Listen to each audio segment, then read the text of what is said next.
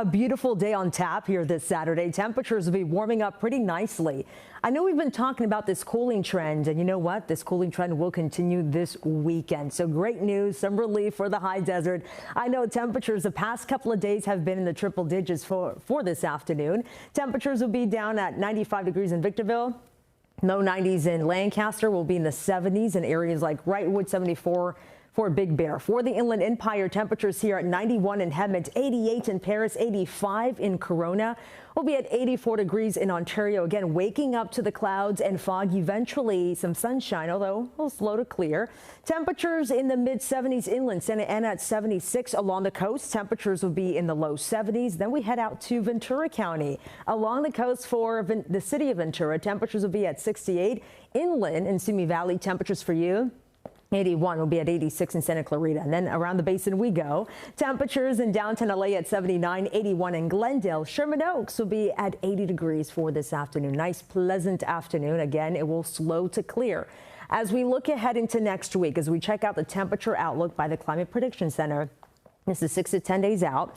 You could see a lot of the red around the West Coast. So we're looking at above normal temperatures. That's why I say enjoy the next couple of days, because high pressure system will build back across the region, allowing those temperatures to climb. We'll show you the extended first alert forecast coming up here shortly. For now, back to you.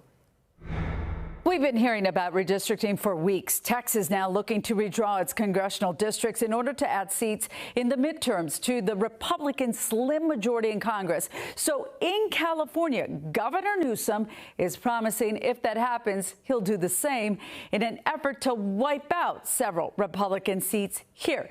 So we're finally getting a look at what that could look like and mean. On the left is what the state looked like last year when voters went to the polls. The colors represent different districts, and on the right is what things could look like if this draft map by Democrats becomes a reality. You can see district lines have substantially moved there, and if you zoom in, you can see it more clearly. We'll focus on two districts here in Southern California. First is Ken Calvert's 41st district, one he has represented since 1993. There are major changes. No more Riverside or Corona there. His new proposed district, though, does have Downey and La Habra and other Democratic strongholds. For Republican Young Kim, her new district is solidly Republican, with parts of Mission Viejo, like Lake Elsinore, and parts of Temecula. Now, these maps.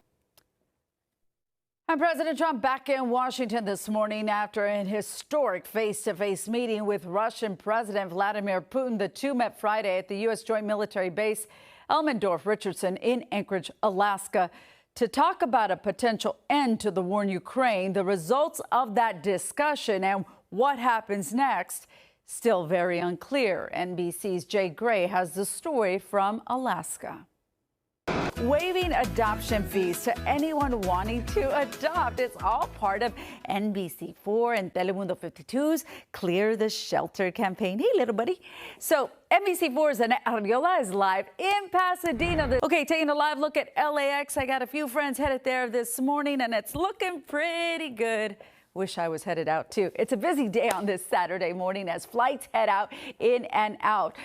You won't see any Air Canada planes today, and the company says they have suspended all operations as its flight attendants go on strike. All right, as we continue on this Saturday, going over a couple of weather headlines for you. For today, it will slow to clear, very similar to what we had here yesterday, all because of that strong onshore flow. We had that very deep marine layer. So I think some of the coastal communities may be struggling a little bit, but temperatures for the most part will be below average for this time of year. On Sunday will be very similar to what we had here, what we have here today. So very similar conditions. And then by next week, again, high pressure system building up, allowing those temperatures to heat up. But temperatures for this afternoon warming up to 87 in Riverside. We had 90 degrees in San Bernardino. I'll step out the way so you can see some other areas. Lake Elsinore at 89, 91 in Hemet, 83 in West Covina, as well as back into Van Nuys, 86 in Santa Clarita. We'll be in the 90s in areas like Lancaster and Victorville at 95 degrees for this afternoon. Waking up to the clouds and fog, as I mentioned, a little bit deeper this time around.